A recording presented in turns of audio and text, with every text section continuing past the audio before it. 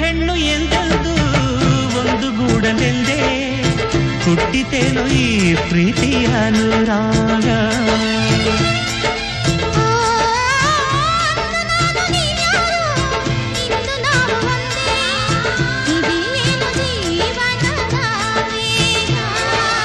ಏನೋ ಏನೋ ಕನಸು, ಎಲ್ಲೋ ಎಲ್ಲೋ ಮನಸ್ಸು,